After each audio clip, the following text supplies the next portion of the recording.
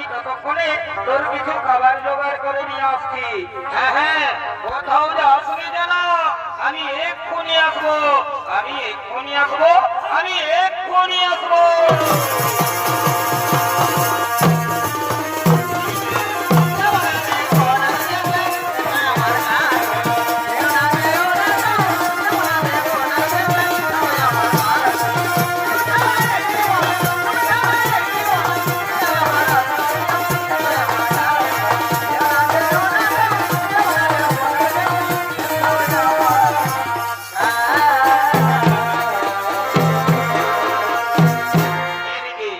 এদিকে অষ্টবসু অর্থাৎ অষ্টমণিগণ তারা চলেছে মহামণি বৈশিষ্ট্যের অতি মনোরমা আশ্রম দর্শন করার জন্য সুমেরু পর্বতের দিকে।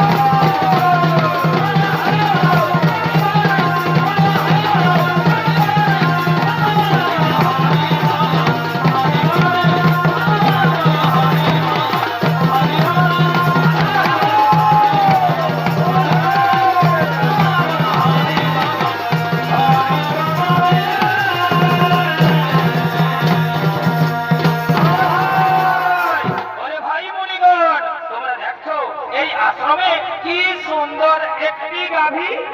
আরে ভাই সত্যি তো গাভীটি তো খুব সুন্দর। আরে ভাই শোন শোন শোন শোন, তোরা জানিস না এই গাভীটি হলো স্বর্গীয় গাভী সুরভীর কন্যা। দেবতাগণ মহামণি বৈশিষ্ট্যকে দুগ্ধ পান করার জন্য দিয়েছে। এই গাভীর দুগ্ধের এমনই গুণ, যদি মর্তবাসী একবার পান করতে পারে তাহলে তাদের 100 বছর পর্যন্ত পরমায়ু বৃদ্ধি পায়। এই গাভীর কোন গান শুনে প্রভাস ঋষির স্ত্রী ছুটতে ছুটতে আসছে।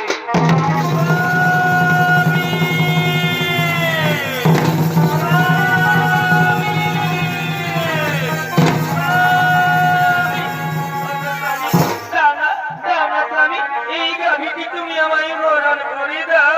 এই গাভীটির আমার ভীষণ প্রয়োজন। এই গাভীটি আমি মর্তলোকে নিয়ে যাব, আমার প্রিয় বান্ধবীকে এই গাভীটি উপহার দেব। দাও দাও স্বামী দাও, এই গাভীটি তুমি আমায় গ্রহণ করে দাও। না প্রিয় না, এই গাভী আমি হরণ করতে পারবো না। তাছাড়া আমরা মুনি ঋষিগণ এই গাভী হরণ করে আমরা কি করবো? স্বামী তুমি জানো না মর্তলোকে ঈশ্বরের কন্যা জিতবতী আমার প্রিয় বান্ধবী, আমি তাকে এই গাভীটি উপহার দেব। দাও দাও স্বামী দাও, এই গাভীটি তুমি আমায় হরণ করে দাও।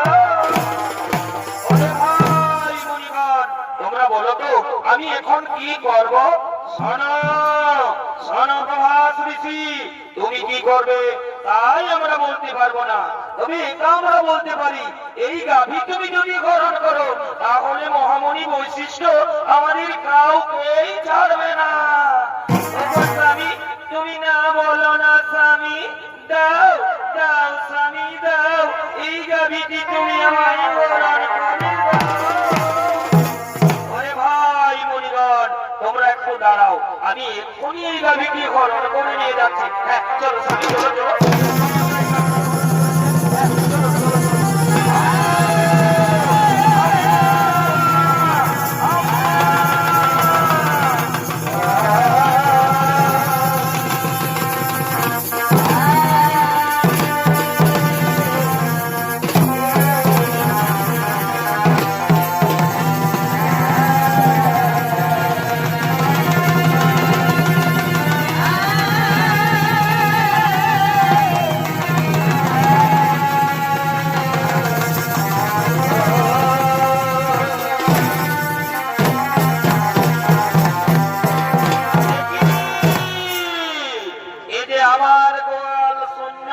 কোথায় গেল আমার দিব্য গাভী নন্দিনী?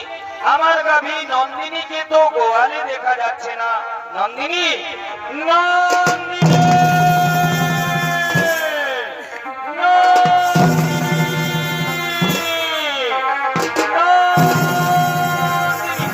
তাই তো আমার দিব্য গাভী নন্দিনীকে তো কোথাও দেখতে পাওয়া গেল না। তাহলে নিশ্চয়ই নিশ্চয়ই আমার গাভী নন্দিনীকে কেউ হরণ করে নিয়ে গেছে। হ্যাঁ হ্যাঁ আমায় ধ্যান যোগে দেখতে হবে কোথায় গেল আমার দিব্য গাভী নন্দিনী।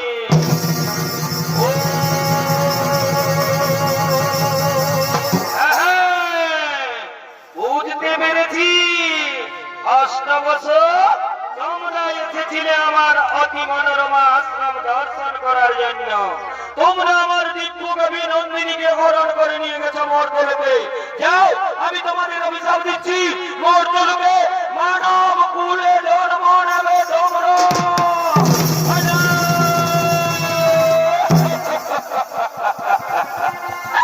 না না মুনিবর না, আপনি আমাদের এত বড় অভিশাপ দেবেন না মুনিবর। ফিরিয়ে নিন মুনিবর, ফিরিয়ে নিন আমার অভিশাপ, আপনি ফিরিয়ে নিন।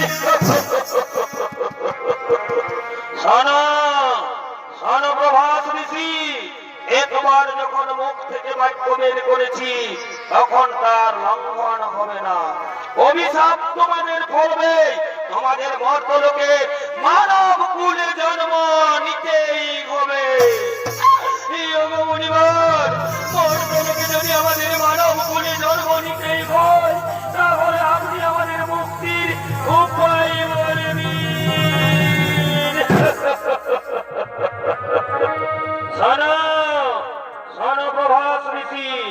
যাও মর্তলোকে দেবী গঙ্গার গর্ভে মহারাজ শান্তনুর ঔরসে জন্ম নেবে তোমরা।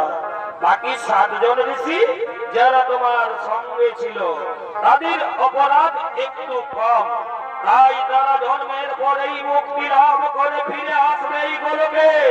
আর যেহেতু তুমি তোমার স্ত্রীর কথায় আমার দিব্যকবি নন্দিনীকে হরণ করে নিয়ে গেছো মর্তলোকে, সে কারণে তোমাকে সারা জন্ম কাটাতে হবে মর্তলোকে। জন্মের সময় তোমার নাম হবে দেবব্রত, পরক্ষণে ভীষণ প্রতিজ্ঞা করার ফলে তোমার নাম হবে ভীষ্ম। এই আমার আশীর্বাদ, এই আমার অভিশাপ।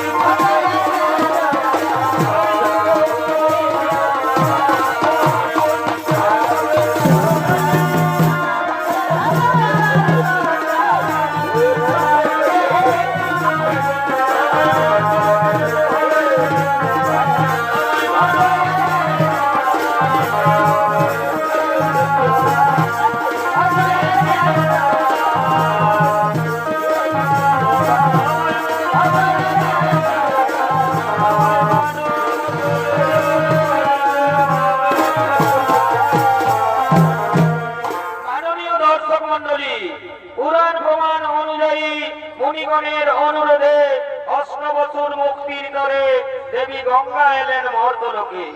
মহারাজ শান্তনুর ঔরসে দেবী গঙ্গার গর্ভে জন্ম নিলেন 8 বছর। 8ম গর্ভে জন্ম নিলেন মহামুনি প্রভাস ঋষি। জন্মের সময় তার নাম হয় দেবব্রত, পরক্ষণে ভীষণ প্রতিজ্ঞা করার ফলে তার নাম হয় ভীষ্ম। আর এদিকে কাশী রাজের কন্যা অম্বা সে সভাধিপতি শাল্যরাজের প্রেমে পড়েছে, তাই সভাধিপতি শাল্যরাজ ছুটে চলেছে অম্বার সঙ্গে দেখা করার জন্য নির্জনে।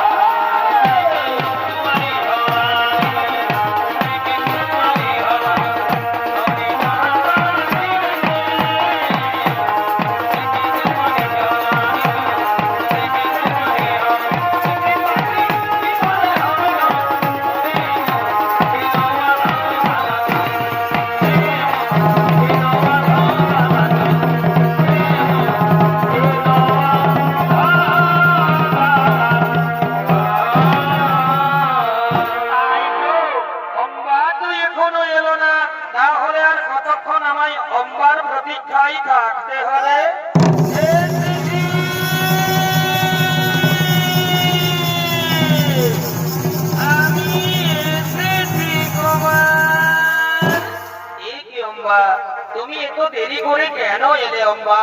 অম্বা, তুমি কি বলতে পারো অম্বা, আর কতদিন আমাদের এইভাবে লুকিয়ে লুকিয়ে প্রেম করতে হবে? না কুমার, আর আমাদের এইভাবে লুকিয়ে লুকিয়ে প্রেম করতে হবে না। আগামী কালই তো আমার স্বয়ংবর সভা, আপনি আমার স্বয়ংবর সভায় যাবেন। আমি আপনার গলায় মালা দিয়ে আপনাকে আমি স্বামী রূপে বরণ করে নেব কুমার। অম্বা, তুমি সত্যি বলছো তো অম্বা? তুমি আমার গলায় বরমাল্য দিবে তো? হে কুমার, যার সঙ্গে আমার এতদিন থেকে ভালোবাসা, আমি তাকে ছাড়া কি অন্য কোনো পুরুষের গলে মালা দিতে পারি কুমার? তাই তুমি আমার, তুমি আমার, তুমি আমার। অম্বা, জানো অম্বা, আজ আমার কি আনন্দ করছে অম্বা, আজ আমাকে আনন্দে নাচতে ইচ্ছে করছে অম্বা। সত্যি বলছে কুমার, আমারও তাই, আজ আমায় আনন্দে গাইতে ইচ্ছে করছে। এ জীবন তোমাকে দিলাম গো ভগবান,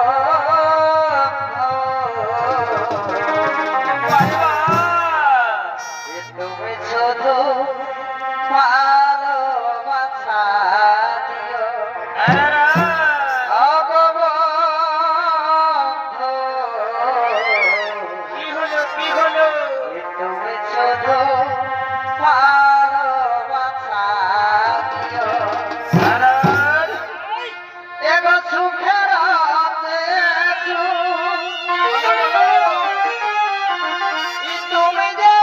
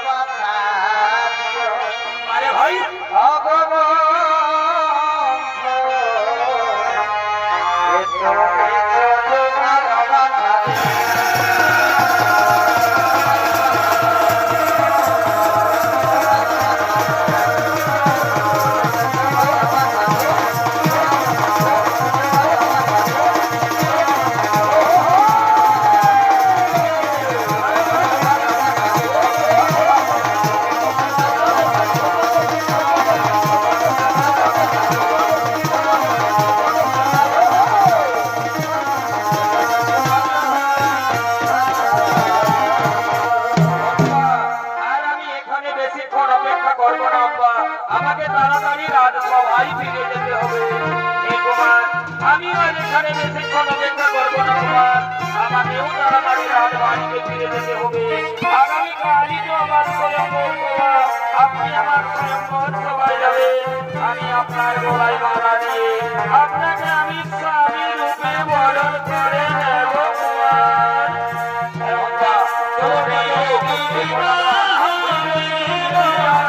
এখন আমরা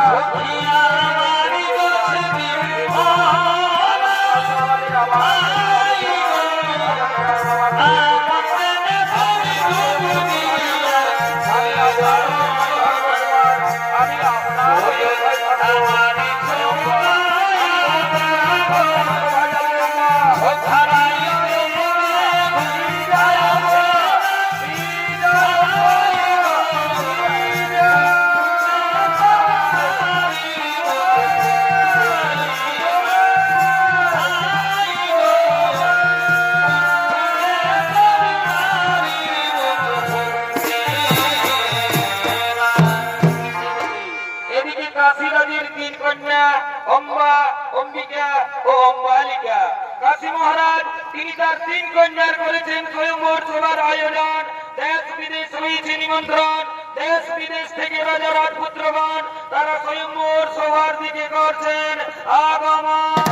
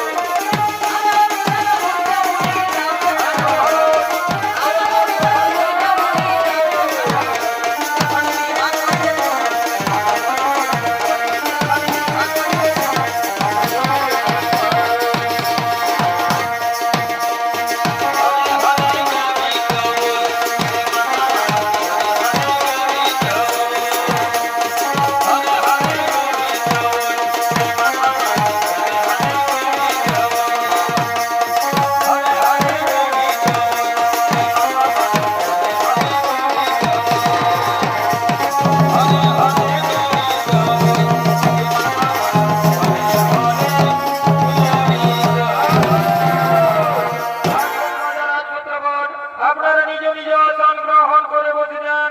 আজ আমি আমার 3 কন্যার করেছি স্বয়ম্বর সভার আয়োজন।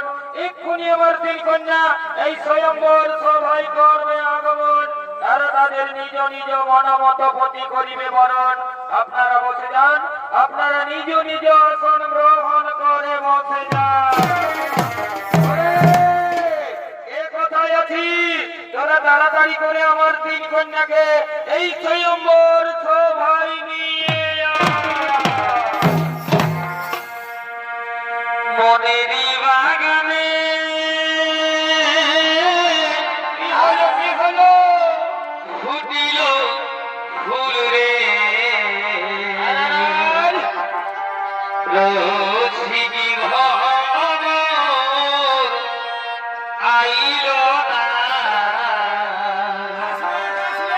ফুলের মধু খাইল না।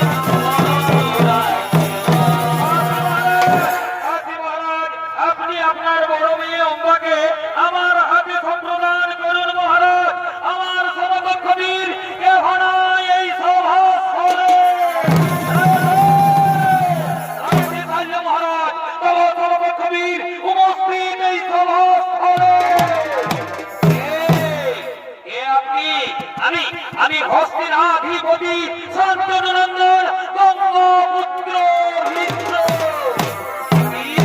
ভীষ্ম। তুমি এসেছো এই স্বয়ম্বর সভায়? আরে আরে দেখ দেখ দেখ দেখ দেখ দেখ দেখ, ভীষ্ম এসেছে এই স্বয়ম্বর সভায়। ভীষ্ম আবার 80 বৎসর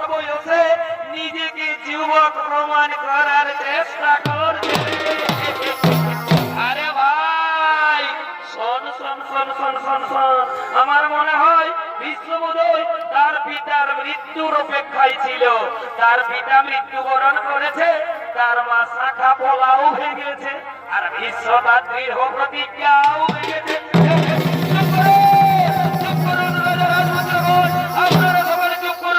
আমি নিজে বিয়ে করার জন্য এই স্বয়ংবর সভায় আসিনি, আমি এই স্বয়ংবর সভায় এসেছি বাহু মনে 3 কন্যাকে হরণ করে নিয়ে যাবো হস্তিনার রাজপ্রাসাদে।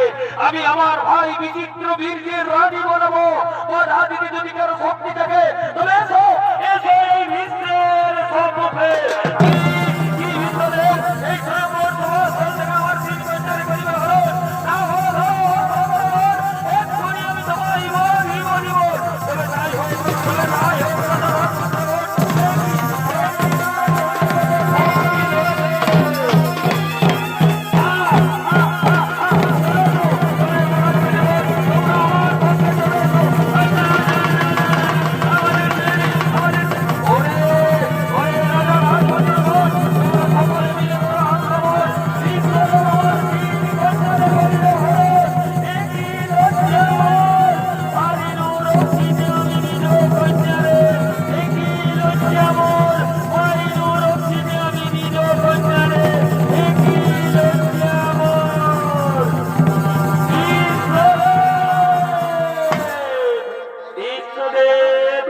আপনি আমার হাত ধরে ভুল করেছেন বিশ্বদেব। আমি যে সভাধিপতি শাল্যরাজকে ভালোবাসি, সেও আমায় ভালোবাসে। আমি তার বাগদত্তা স্ত্রী, আপনি আমাকে তার কাছেই পৌঁছে দিন বিশ্বদেব। সে কি অম্বা, এ কথা তুমি আগে বলনি কেন বিশ্বদেব? অনুগ্রহ করে আপনি যদি সেখানে বীরত্ব দেখাতে উপস্থিত না হতেন, তাহলে আমি মহারাজ শাল্যের গলে মালা দিয়ে আমি তাকে স্বামী রূপে বরণ করে নিতাম। সেও আমায় ভালোবাসে, আমিও তাকে ভালোবাসি। আমি তার বাগদত্তা স্ত্রী, আপনি আমাকে তার কাছেই পৌঁছে দিন বিশ্বদেব। হ্যাঁ চলো অম্বা চলো, আমি তোমাকে মহারাজ শাল্যের কাছেই পৌঁছে দেওয়ার ব্যবস্থা করব। চলো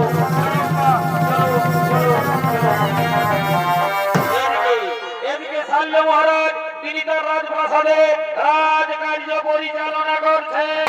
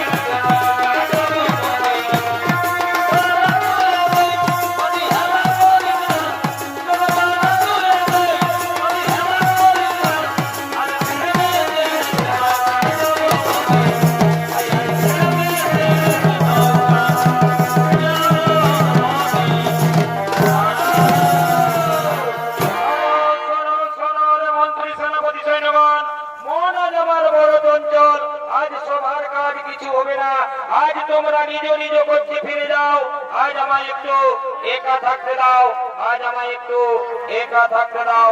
যাও যাও মন্ত্রী সেনাপতিগণ, তোমরা নিজ নিজ গোষ্ঠী ফিরে যাও।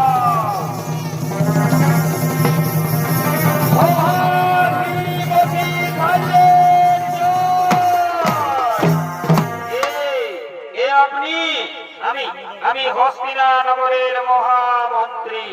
এই নিন মহারাজ, আপনার বাগদত্তা স্ত্রীকে আপনার কাছে পৌঁছে দিয়েছি, আপনি একে গ্রহণ করুন। আমি এখন আসি মহারাজ, আমি এখন আসি।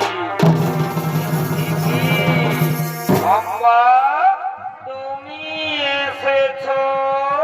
বারে, স্ত্রী তো স্বামীর কাছে আসবে। এখনো আমি মনে প্রাণে বিশ্বাস করি তুমি আমার স্বামী। নাও নাও কুমার, তুমি আমায় গ্রহণ করো কুমার। না না হবো না, যে হাত ধরে ভিন্ন তোমায় রোদে তুলেছে সে হাত আমি আর স্পর্শ করতে পারবো না। যে মুহূর্তে ভিন্ন তোমার হাত ধরে রোদে তুলেছে সেই মুহূর্তে তুমি ভিক্ষের উচ্ছিষ্ট হয়ে গেছো। তুমি ভিন্ন করছে কবরিকা, তুমি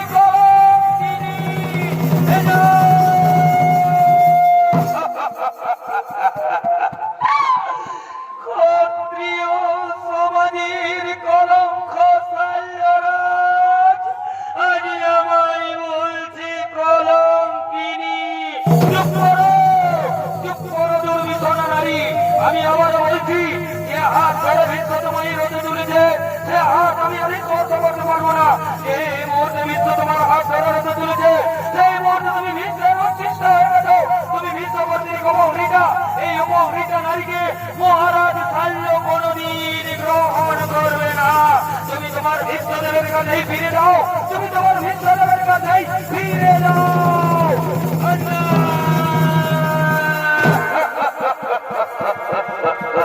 দীনবন্ধু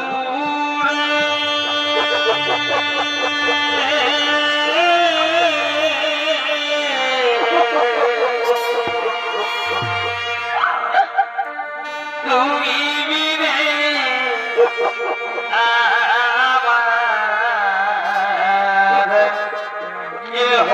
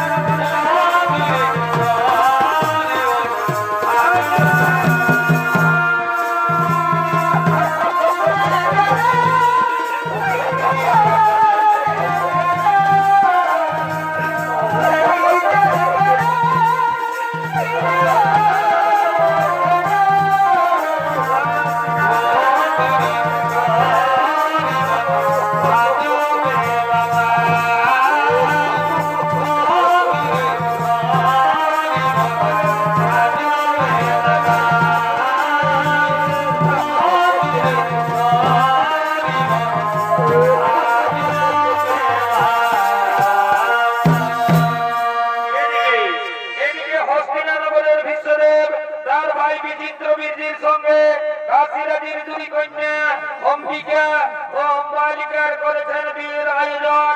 সমস্ত রাজ্যবাসী রয়েছে নিমন্ত্রণ। রাজ্যবাসীগণ মহানন্দে নৃত্য গীত করতে করতে রাজবাড়ির দিকে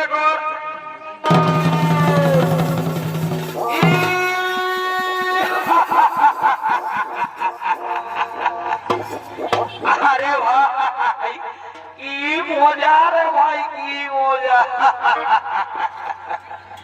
এইটার নামেই তো বিহার। যত পারবি ফুর্তি কর, বিহা ঘরে ঘর রাজা ঘরে আর গরিব ঘরে এই লাল আর এই সাদা এগুলা চলবে, ডিজে বাজবে আর নাচ খেয়ে হবে। এই কালিন্দি বাবুরা তাড়াতাড়ি করে আই বাবুরা, লবণটা বাইরে যাচ্ছে, দেরি করিস নাই।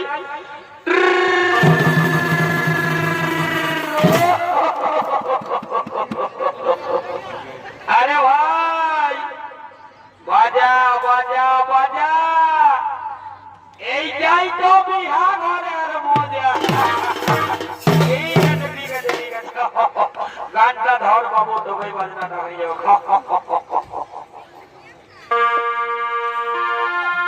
রঙিনী বদল দেখিলে আমার মাথা যে ঘুরা।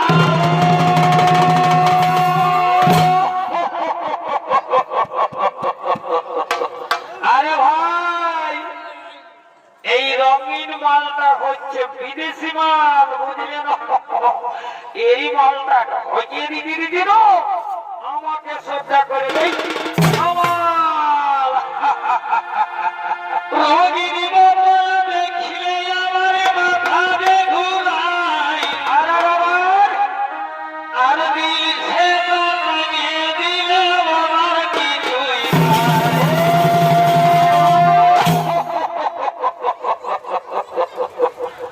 আরে ভাই এই দিলসে মালটা হচ্ছে আমাদের দেশি,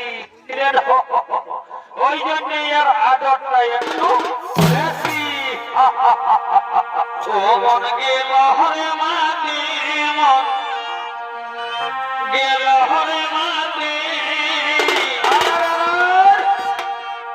কাছে দুকে ঘাটে দিব সারা বীর মরে গেলি ঘাটে ঘাটে।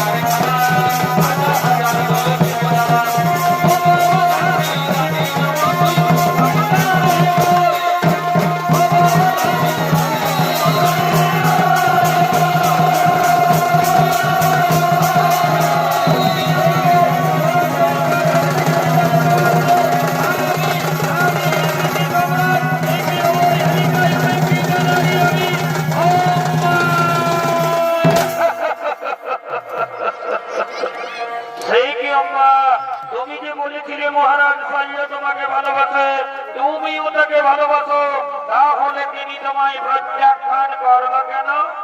আপনার জন্য। আপনি আমার হাত ধরে রথে তুলেছেন বলে মহারাজ শল্য বলেছে এ হাতে আর স্পর্শ করবে না। সে কি অঙ্কা, এই মাত্র অপরাধ। চলো চলো অঙ্কা, আমি তোমাকে নিজে মহারাজ শল্যের কাছে পৌঁছে দেব, আমি তার কাছে ক্ষমা চাইব। না, আর আমি মহারাজ শল্যের কাছে ফিরে যাব না। সে আজ আমার চোখে নরকের ক্রিমিকীটের আরাম।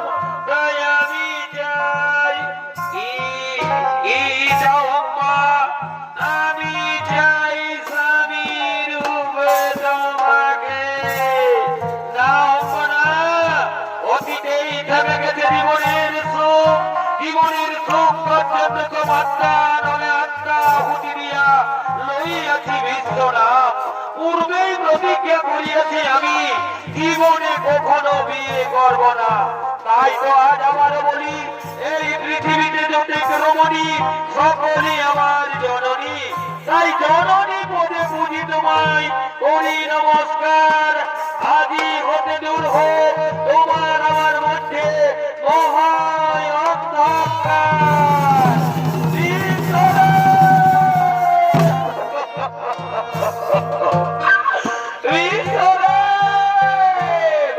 মানিব না আমি, লইব প্রতিশোধ, করিনু প্রতিজ্ঞা। জ্বলন্ত অগ্নিকুণ্ডে প্রাণ বিসর্জন দেব, পুনরায় জন্ম নেব। শ্রীখণ্ডী রূপে আমি তোমায় কুরুক্ষেত্রের মাঠে দর্শন দেব। আর সেদিন হব আমি তোমার মৃত্যুর কারণ। তুমি মানে মানে জর্জরিত হয়ে যন্ত্রণায় ছটফট করতে করতে সর্বশয্যায় লুটিয়ে পড়বে। কিন্তু মৃত্যু হবে না তোমার, তিলে তিলে মরবে তুমি। এ হলো আমার অভিশাপ। তিলে তিলে মরবে তুমি, এ হলো আমার অভিশাপ। তিলে তিলে মরবে তুমি, এ হলো আমার অভিশাপ। না, না অম্মা না, তথাপি ভাঙিবে না কভু এই বিশ্বের প্রতিজ্ঞা। তথাপি ভাঙিবে না কভু এই বিশ্বের প্রতিজ্ঞা। তথাপি ভাঙিবে না কভু বিশ্বের